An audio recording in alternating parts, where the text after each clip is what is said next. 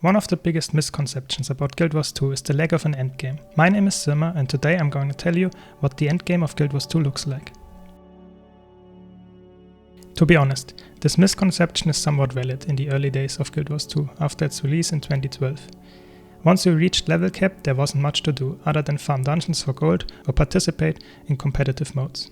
12 years later, that has changed drastically, and in this video I want to clear up that misconception and show you why there is so much to do in the endgame of Guild Wars 2. Several expansions and updates have been released, and there's now a lot of content to do after you reach level 80. Since there is no vertical progression in Guild Wars 2, most of its content is played to this day and remains relevant. So without much further ado, let's dive right in. There are 4 main categories of player versus environment in Guild Wars 2 that you can engage in as a PvE player. Let's start with the largest part of the player base by far: open world content. Even after you have explored the game's massive open world, there are still plenty of achievements and hidden stories to discover in Guild Wars 2 open world maps.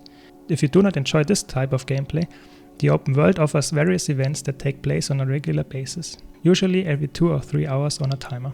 The large events, or meta events as they are called, consist of a large group of players gathering to fight a large boss in a particular open world map. These bosses are scattered throughout the maps and are not always single boss fights. They are usually attacks, defenses or various other type of events. They can last anywhere from 2 minutes to 2 hours, but most last around 15 minutes and give you some gold if you complete them successfully. Many meta events also have a tiny chance of dropping a very rare drop, sometimes worth several legendaries. So there's always a bit of a dopamine rush when the loot drops. The community often organizes meta trains, where the most rewarding and fun events are grouped together and run for hours at a time, so you can join in without having to plan ahead.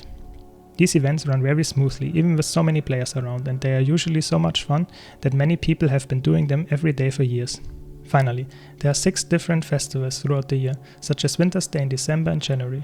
These offer special activities such as jumping puzzles or minigames, all of which have their own unique rewards and are part of the open world of Guild Wars 2. Fractals are the typical 5-player dungeon content found in MMOs. You fight bosses and trash mobs in between, or even solve small puzzles in a fairly short format. Most fractals are 5 to 10 minutes long, but some have a challenge mode. This mode is more difficult but also offers more valuable loot for successful completion. In general, fractals have a leveling system, so they increase in difficulty with each level, similar to WoW's Mythic Plus. You can farm them as much as you like for good rewards, but there are a few highlighted ones that rotate every day and give you increased rewards, so most people will only farm them on that day. There are quite a few unique rewards available in fractals and challenge modes. At least one new fractal is added each year. There are currently 23 different fractals in the game. Multi-boss encounters called raids and single-boss encounters called strike missions are Guild Wars 2's 10-player instance content. They vary in difficulty depending on the boss, but generally require a fair amount of training and even have some unique rewards associated with each boss. They are also required to obtain the original legendary armor. Most bosses also have a challenge mode, which is more difficult but also has more rewards. There are even legendary modes for 2 bosses that took over 7 days to beat when they were first released. The battles are very entertaining and can be quite challenging, but the number of bosses available is limited to 7 raids and just over a dozen strike missions. Most of these only give weekly rewards, but some can be completed daily.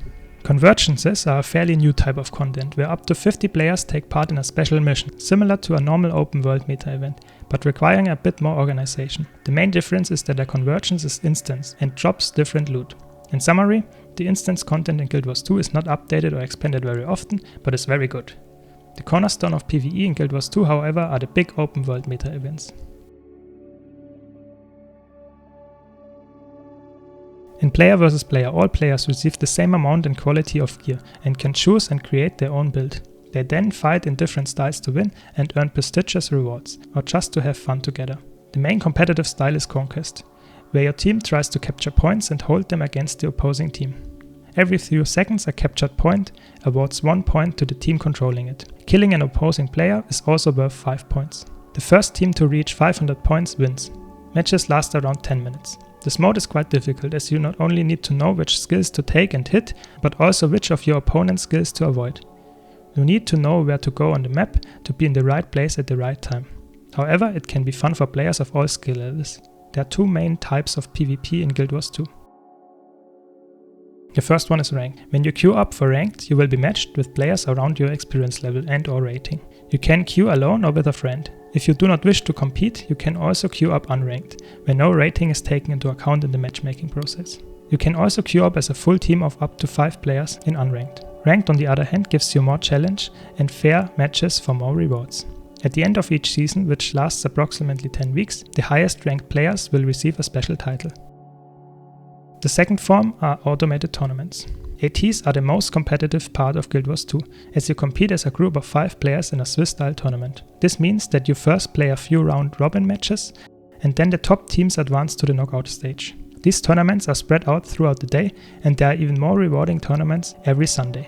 Once a month there is the most prestigious tournament called the Monthly Automated Tournament, where the winning team will receive one of the most prestigious titles and a unique gizmo to show off their skills. Tournaments are fully automated and all your team has to do is sign up to start.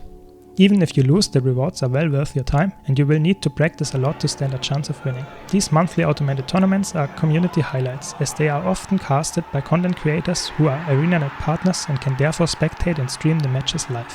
By the way, if you want to see other reasons beside Guild Wars 2's endgame why you should play this game, check out the video in the top right hand corner.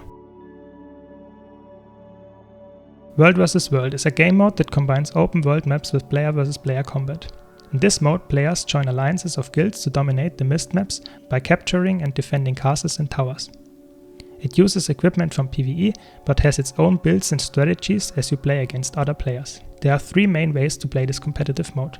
First, you can roam the maps alone or in small groups of 5 or so, trying to capture camps and disrupt enemy supply lines. The gameplay is similar to structured PvP, with the main difference being that equipment is not leveled, and you can outskill and outgear your opponents. The roaming community here is rather small, but this may change as the small scale becomes more relevant when the rewards for winning a match in World vs. World are increased in the near future.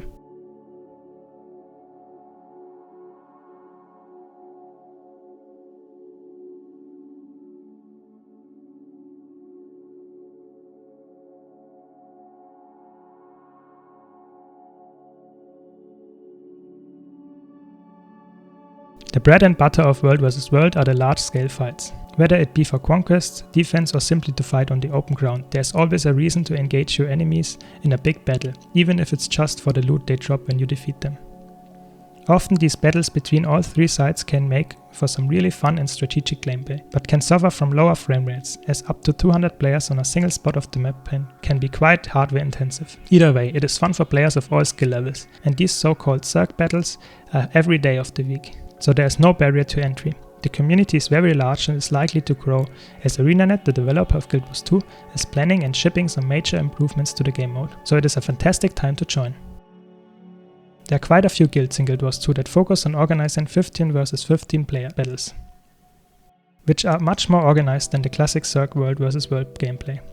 There are even community tournaments to find the best group of players. This game mode is not separated from the rest of the World vs. World maps, but has its own area on those maps and can even be played in guild halls. Before we get to the final and most important part of Guild Wars 2's endgame, just a quick reminder. If you want to see more content like this, consider subscribing, and if you liked the video, remember to leave a like. And now for the ultimate Guild Wars 2 endgame, the fashion.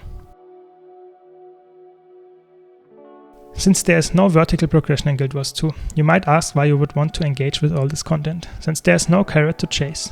The answer is simple. It is a sandbox game, and you set your own goals. It could be unlocking achievements, getting very rare titles for beating extremely hard bosses, or winning very prestigious rewards in the competitive modes. For most players though, the main reason they do most of their content is to unlock the ultimate fashion for their characters. No matter which game mode you play, each one has rewards associated with it, so there is always something to strive for.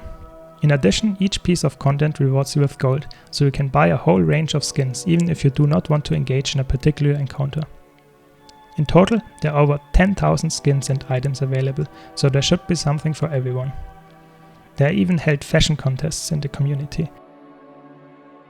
The endgame of Guild Wars 2 caters to many different types of players. From the PvE side of the game, there is a huge amount of open world content where you can farm with large group of players and experience mind-blowing events, as well as instance content such as 5-player fractal dungeons, 10-player raids and 50-player convergences. The release schedule for instance content is not as frequent, but after 12 years of continuous updates and expansions, there is still plenty to discover. And because there's no gear grind, every single piece of content is still available to farm and you can find players to play it with. On the PvP side of the game, there are structured PvP matches with rank queues and automated tournaments every few hours, where you can compete for the ultimate prestige of being the best Guild Wars 2 player. If you want to take part in large-scale or unequal battles, you can join World vs. World and fight to capture towers, keeps and castles. Defend them and achieve victory for your world. The true endgame of Guild Wars 2, however, is fashion, and it is what most players crave and what has kept them playing for over a decade. Guild Wars 2's amazing combat and the fact that every piece of content can help you achieve the coolest new looks for a character will keep you logging in and enjoying the game for what it truly is, a fashion simulator with great combat. Thank you for watching, hope to see you in the next video.